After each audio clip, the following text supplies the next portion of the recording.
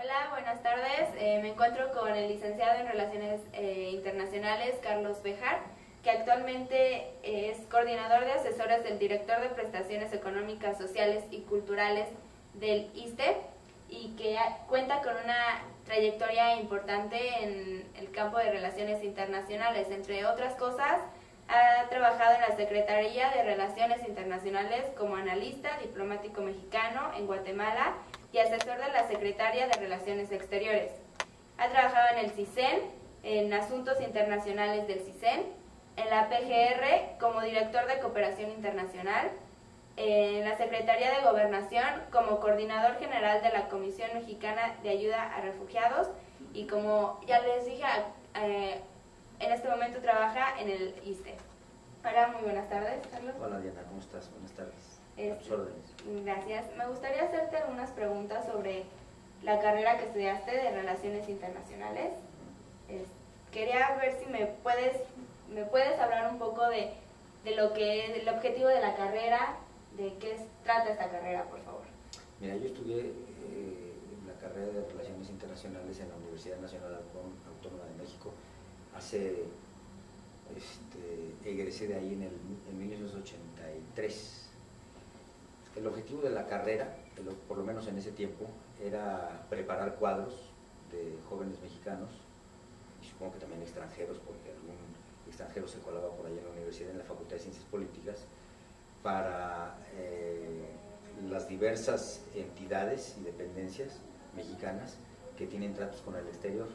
Particularmente el sueño de todos los que entraban a la carrera de Relaciones Exteriores era pertenecer en algún momento al Servicio Exterior Mexicano, es decir, a la parte de la Secretaría de Relaciones Exteriores que manda a los egresados de la carrera y egresados después del Instituto Matías Romero de Estudios Diplomáticos a trabajar en las embajadas y consulados de México en el exterior.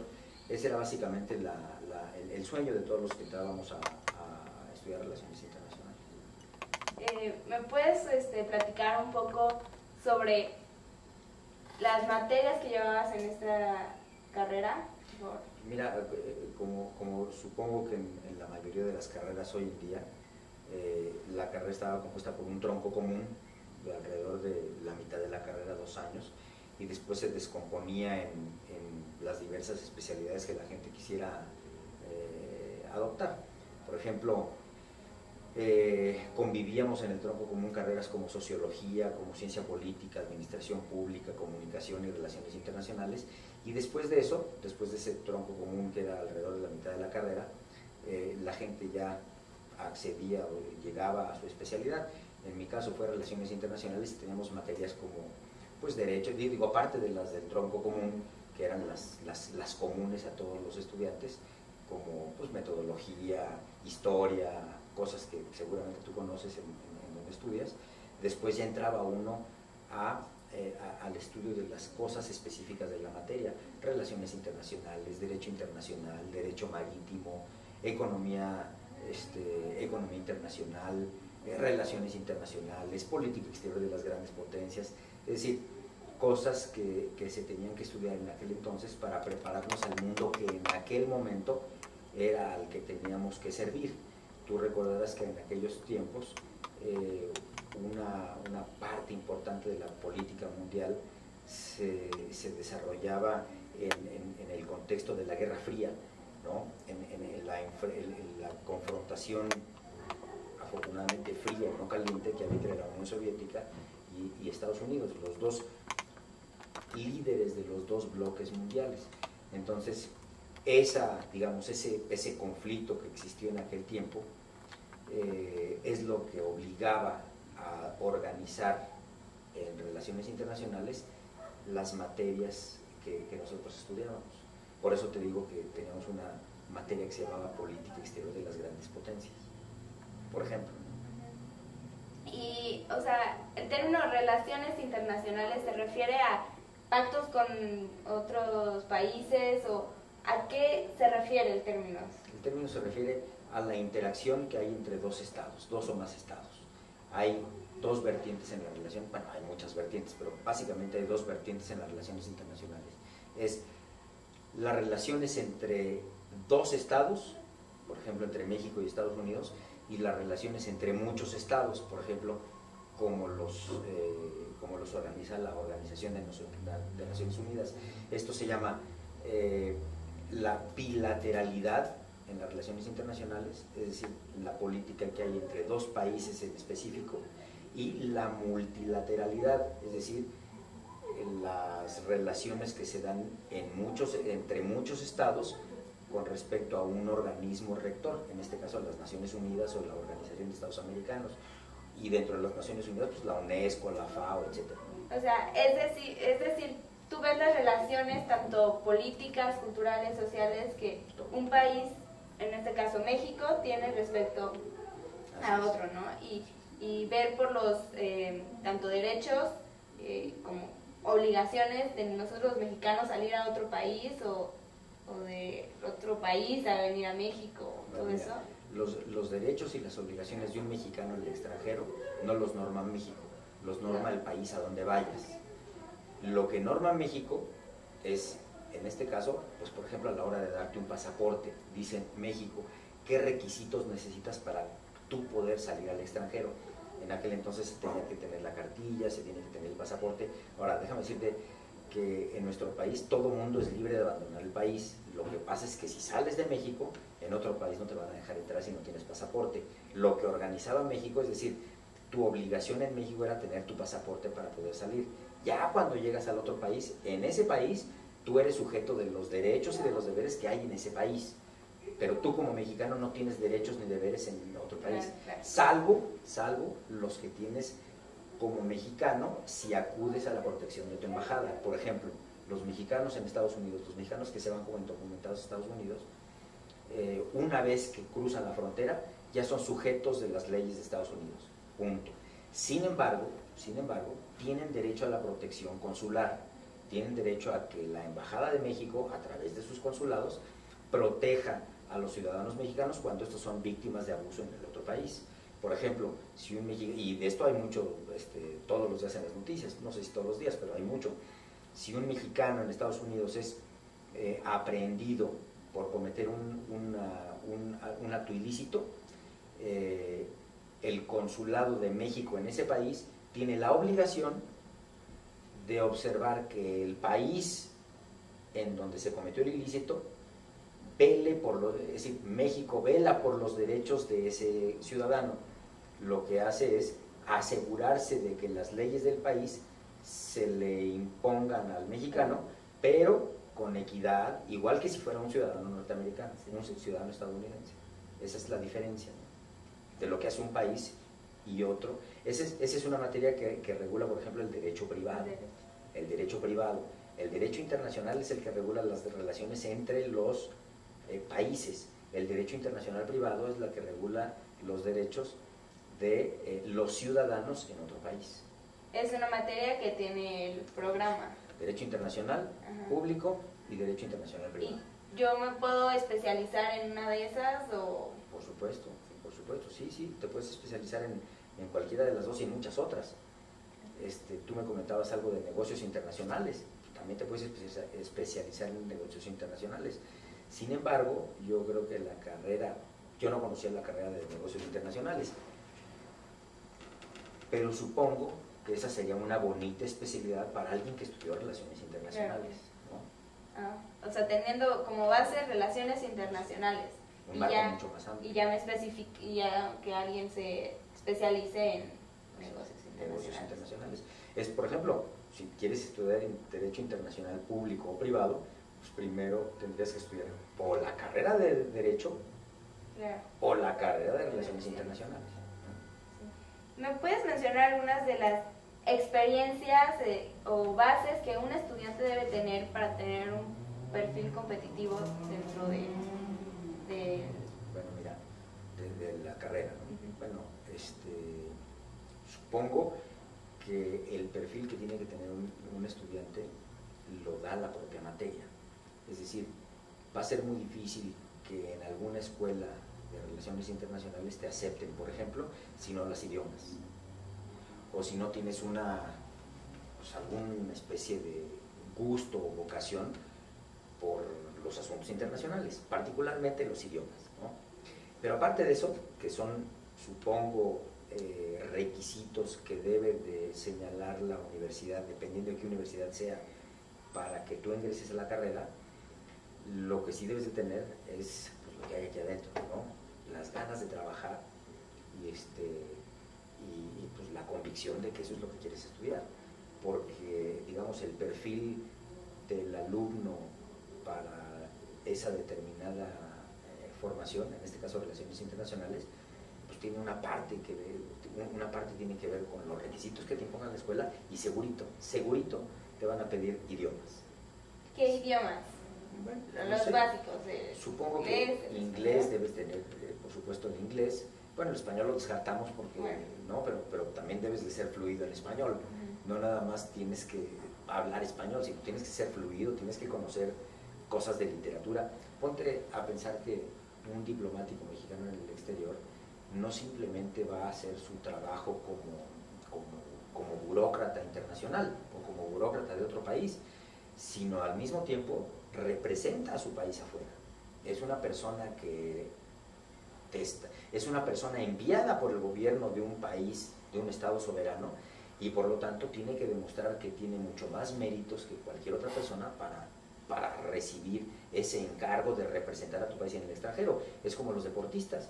Si un deportista va a representar a su país en el exterior, pues no son de los que corren despacito, son de los que corren más rápido. Bueno, pues es lo mismo acá. Si tu país pone en ti la confianza de que lo representes en el extranjero, tienes que ser de los más avispados, de los que más le saben, de los que más han leído, de los que mejor pueden platicar con muchas otras gentes de otros diplomáticos de otros países que también tienen esa formación, que también tienen, digamos, ese acervo cultural que los hace merecedores a representar a sus países en el tercer país, pues en donde están, ¿no? Y como egresado de esta carrera, ¿qué puestos puede haber? Bueno, es una pregunta que es padrísima la pregunta, porque te dije antes que el sueño de todos era representar a su país en el exterior, ser diplomáticos. Y bueno, yo por la forma en la que soy, creo que nunca me fui con la finta del coctelito y del canapé en las recepciones diplomáticas. No, al contrario. Yo tenía una idea distinta de la carrera de Relaciones Internacionales, y tan distinta la tenía que acabé trabajando en la selva de Chiapas, metido, refundido ahí en la selva meses y meses, sin salir, trabajando con refugiados guatemaltecos. Pero estoy hablando de lejos del smoking y la banderita mexicana aquí cruzada en el pecho. Pues estoy hablando de guaraches y morral, trepado ahí en la selva, asistiendo a los refugiados guatemaltecos en Chiapas. Tú recordarás que, bueno, no, por supuesto que no recuerdas, pero habrás leído, en tu escuela te habrán enseñado, que en la década de los 80s las condiciones en Guatemala, 70s, 80s, las condiciones en Guatemala fueron tan difíciles por la guerra entre la guerrilla y el ejército, que obligaron a muchos guatemaltecos a huir de su país. Bueno, pues ellos se fueron a sentar en la frontera, es decir, del lado mexicano, en la frontera con Guatemala, y se formó un grupo de personas, entre las que yo estaba, afortunadamente, que fuimos a brindarles asistencia. Había sociólogos, periodistas, un montón de gente, un montón de formaciones, pero particularmente, pues, digo, si estabas hablando de un problema entre dos países, de un asunto bilateral, bueno, pues entonces era un campo muy idóneo, un campo idóneo para un internacionalista como yo.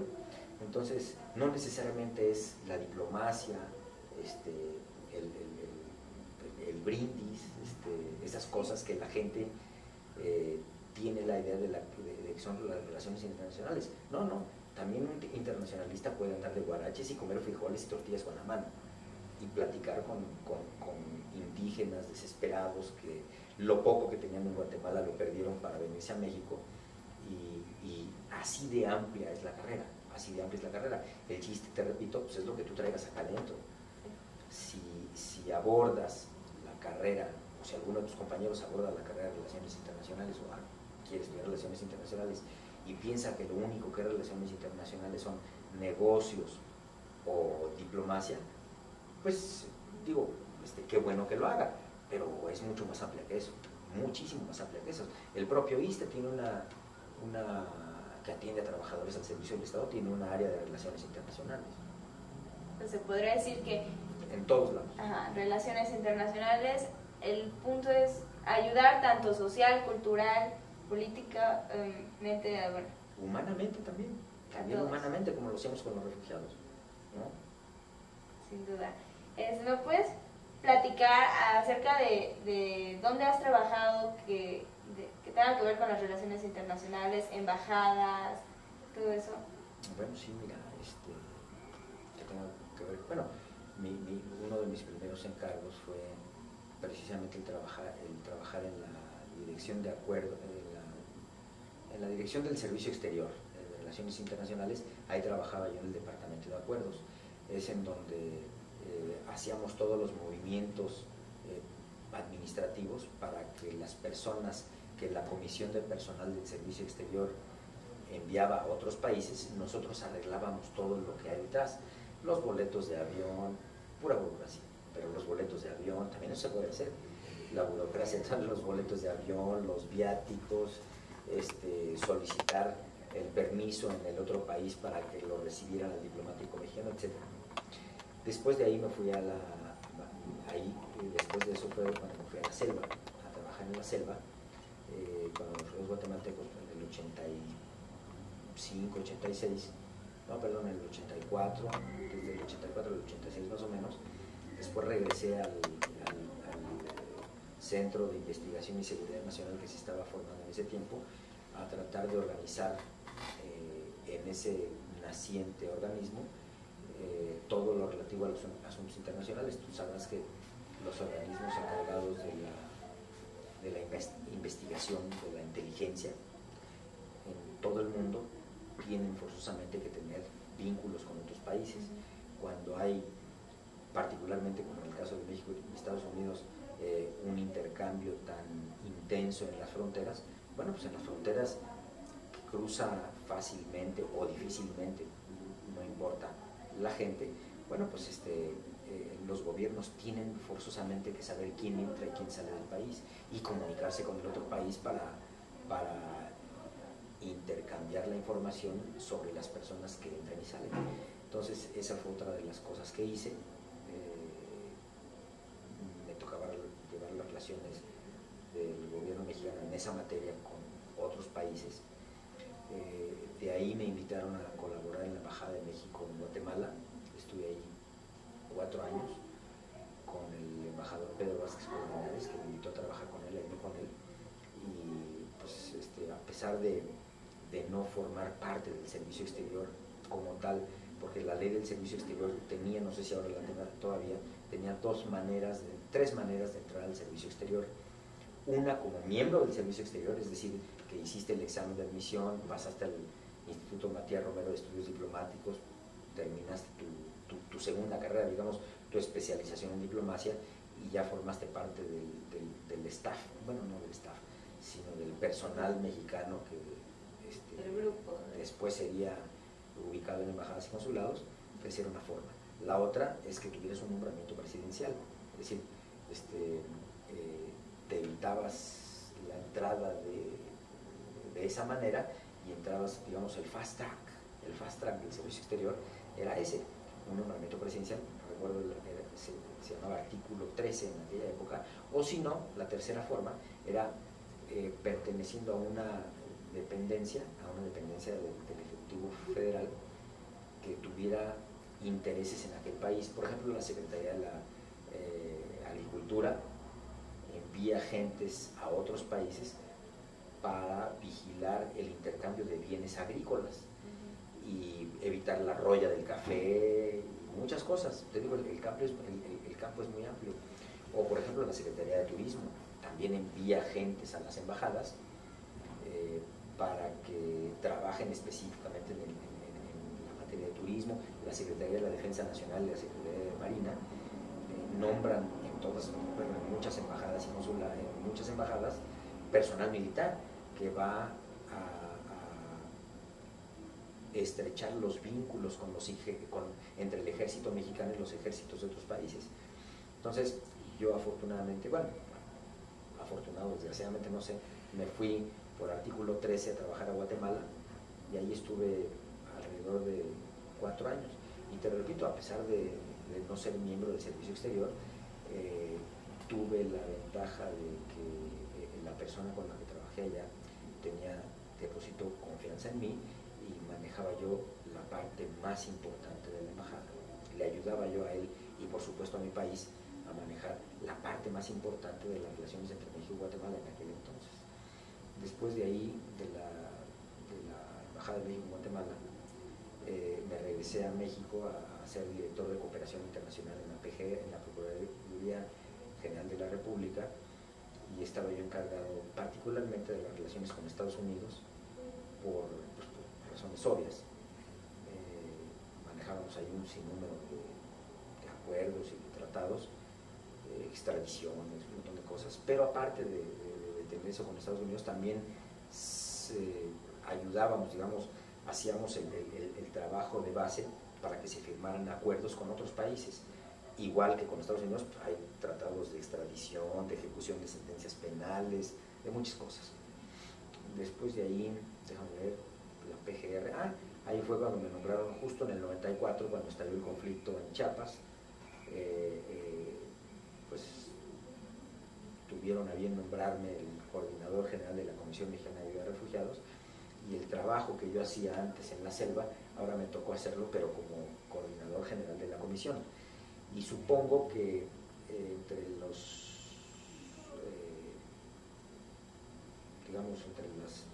características que me dieron para poder yo ser coordinador general de la Comisión Mexicana de Refugiados, es que había trabajado en Guatemala, había trabajado en Comar antes y conocía perfectamente bien la problemática de los refugiados mexicanos, pero de los refugiados guatemaltecos en México.